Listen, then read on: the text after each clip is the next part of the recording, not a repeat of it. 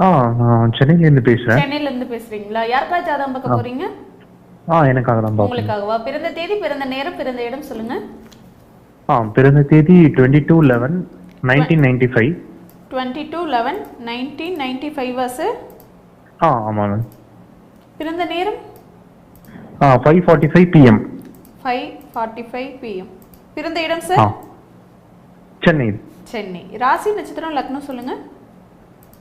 ராசி விருச்சிக ராசி, அனுஷ நட்சத்திரம், ரிஷப லக்னம்.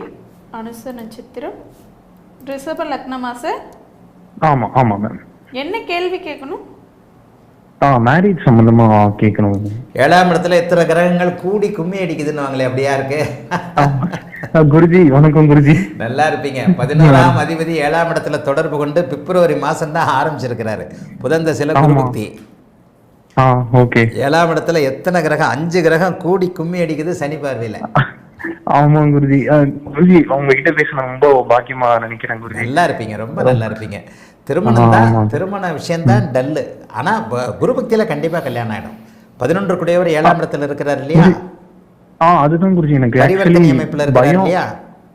ஆமா குருஜி, எனக்கு அதான் பயமா இருக்கு. ஏன்னா ரிஷப லக்னம். ஆனா எதிர் கிரகம் கிடையாது நீங்க சொல்லிருக்கீங்க. பட் ஆனா 8ஓடையும் தொடர்பு கொள்ளுது, 11ஓடையும் தொடர்பு கொள்ளுது இல்ல குருஜி? 11ஆம் இடத்தோட தான் முதல் நிலை தொடர்பு. பார்வை என்கின்ற தொடர்பு அவருக்கு அதிகம், இருப்பை விட. Okay okay. 11ஆம் இடத்தோட தொடர்பு கொள்றாரு. 8ஆம் இடத்து பலன்களை முதல்ல செய்வாரு. இந்த பிப்ரவரி மாசம் ஆரம்பிச்சிருச்சு, 4 மாசம் ஆச்சு. என்ன கல்யாணத்தை பத்தி விஷயமே இல்லையில. இப்படித்தான் போகும். புதன் அந்தரத்துல தான் திருமண அமைப்புகள். ஆனா கல்யாணம் உங்களுக்கு புதன் புக்தியில நடந்துரும், இதுல குரு புக்தியில நடந்துரும். ஓகே. 7ஆம் இடத்துல சுக்கிரன் இருக்கிறதுனாலையும் 7ஆம் அதிபதி பரிவர்த்தனை அமைப்புல இருக்கிறதுனாலையும் சுறுசுறுப்பா டக்குன்னு உங்களுக்கு கல்யாணம் நடக்கும். எப்ப? 11/10/2026 பிறகு, இந்த வருஷம் தீபாவளிக்கு பிறகு. Okay okay. அது நல்லபடியா ஸ்மூத்தா நல்லபடியா முடிஞ்சு அப்படியே திருமணம் தாமதமே தவிர உண்மையிலே ஏங்க என்னதான் இருந்தாலும், நீச்ச சந்திரனாக இருந்தாலும், அமாவாசை அமைப்பா இருந்தாலும், சுக்கிரனும் குருவும் இங்க இருக்கிறாங்கல்ல, முதலில் பாபத்துவம் பிறகு சுபத்துவம் செயல்படும். முதலில் பாபத்துவம் என்பது என்ன? 30 வயசு வரைக்கும் திருமணம் ஆகக்கூடாத தன்மை, ஆகவே முடியாது. 8ல் செவ்வாய் வேற இருக்கிறாரு, இப்படித்தான் போகும். ஆனா இந்த 11ஆம் அதிபதி புதன் அந்தரத்திற்கு பிறகு உங்களுக்கு மனைவியை காட்டுவார். சுக்கிர அந்தரத்துல நீடித்த தாம்பத்திய சுகம் கிடைத்தே தீரும். ஓகே குருஜி. இந்த வருஷம் கடைசியில தான், தீபாவளிக்கு பிறகுதான் யாரு பொண்டாட்டினே தெரிய வரும். ஓகே குருஜி. இது 2 திருமணம் அது மாதிரிலாம் எதுவும் போகாதுங்களா? ஏன்னா 2 திருமணம்னா ஏற்கனவே உங்களுக்கு கல்யாணம் நடந்திருக்கும் 26 27 வயசுல. Okay okay. எத்தனை சந்தேகம்! எப்பா எப்பா எப்பா எப்பா. எனக்கு அதுதான் 30 வயசு வரைக்கும் இழுத்துருச்சுனாலே ஒரு திருமணம்னு அர்த்தம். 30 வயசு வரைக்கும் இழுக்கல, 32 வயசு வரைக்கும் இழுக்குது. நான் என்ன சொல்றேன், இந்த வருஷம் கடைசியில தாண்டி அடுத்த வருஷம் தான் கல்யாணம் நடக்கும்னு சொல்றேன். 32 வயசு ஆயிடுதா? ஆமா கரெக்ட். கரெக்டா செகண்ட் மேரேஜ்னா என்ன நடக்கும்னா 26 27 வயசுல கல்யாணம் நடந்துரும். ஓகே. கல்யாணம் நடந்து அப்படியே இந்த குரு வரும்போது உங்களை பிரிக்கும். ஆனா நல்ல வேலையாக 11ஆம் அதிபதியோடு 11ஆம் இடத்தோடு தொடர்பு கொண்டு இருக்கிறதுனாலையும் ஜாதகம் ஓரளவுக்கு நல்ல ஜாதகம் தான். ஏங்க 7ஆம் இடத்துல பாபர்கள் தொடர்புகள் இருக்கக்கூடாதுங்க. பாபர்கள் தொடர்பு இருக்கு. என்ன இருக்கு? மரகாதிபதியான சந்திரன் அமாவாசை அமைப்புல இருந்து சனியின் பார்வையில் இருக்கிறார்.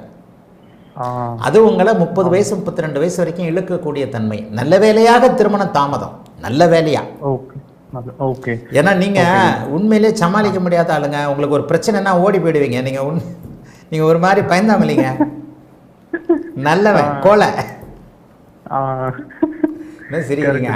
ஐயா நான் அப்படிலாம் கிடையாது, நான் பயங்கர வீரமான ஆளு. என்னங்க எப்படிங்க என்ன போய் சொல்லிட்டீங்க?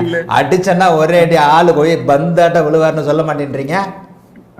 இல்ல குருஜி, நீங்க சொல்றது கரெக்ட் தான். நீங்க மனசாட்சி உள்ள கோலை. நல்லவன் எப்பவுமே கோலையா இருப்பான். நல்லவன் எப்பவுமே கோலையா இருப்பான், அடி வாங்கிட்டு போயிடுவான். ஏகப்பட்ட கிரகங்கள் உங்களுக்கு லக்னத்தோடு சுபத்தன்மையோடு தொடர்பு கொள்ளுது. நீங்க ரொம்ப நல்லவனா இருப்பீங்க. நல்லவன் எப்பவுமே கோலையாக இருப்பான். நான் ஒரு வாழ்வியல் தத்துவத்தை சொல்றேன். நல்ல தாட்ஸ். அதனாலதான் உங்களுக்கு இவ்வளவு நாள் அப்படியே திருமணம் தள்ளிக்கிட்டே வந்துருச்சு. 32 வயதிற்கு பிறகு நடக்கக்கூடிய அத்தனை அமைப்புகளும் நிலைத்தன்மையோடு இருக்கும். கவலைப்பட வேண்டாம். ஏன்னா உங்களுக்கு தசா அமைப்புகள் புதன் தசை நல்லா இருக்கு. புதன் தசைக்கு அப்புறம் அப்படியே வரக்கூடிய புதன் தசை சனி புக்தி நிலை ரொம்ப பெரிய அளவில் நல்லாயிருக்கும். புதன் தசை குரு புக்தியிலேயே குழந்தை பாக்கியம் கிடைக்கும். கேது தசை பெரிய அளவு உண்மையிலே நல்லாயிருக்கும். 12ஆம் இடத்துல சனியோடைய பார்வையில் இருக்கிறாரு. செவ்வாய் சனி தொடர்புகளில் இருக்கக்கூடாதுன்னு நான் சொன்னாலும் இந்த இடத்துல சனி ரிஷப லக்னத்திற்கு ஆதிபத்திய விசேஷமுள்ள பார்வையை செய்கிறவர். அதற்கப்புறம் வரக்கூடிய சுக்கிர தசை தன்னுடைய 6ஆம் வீட்டிற்கு 2ஆம் வீட்டில் அமர்ந்து லக்னத்தோடு தொடர்பு கொள்கிறார். ஆக சுக்கிர தசையில் நீங்கள் நிம்மதியாக இருக்கிறதுக்கான ஃபவுண்டேஷன் இன்னும் ஒரு 10 வருஷத்துலேயே நடந்துடும். சுக்கிர தசை வாழ்க்கையில் உங்களுக்கு கோல்டன் பீரியட். ஆகவே கவலைப்படாதீங்க. 32 வயதிற்கு பிறகு திருமணம், 32 வயதில் திருமணம், 33 வயதில் குழந்தை பாக்கியம், முதல் குழந்தை பெண் குழந்தை. இந்த பெண் குழந்தை ஒரு மகாலட்சுமி பிறப்பா உங்களுக்கு. சுக்கிரதசை ரொம்ப பெரிய அளவில் நல்லாயிருக்கும். ஆகவே 33 வயதிற்கு பிறகு வாழ்க்கையில் நல்ல மாற்றங்களை அடையக்கூடிய யோக ஜாதகம். வாழ்த்துக்கள், நல்லா இருப்பீங்க.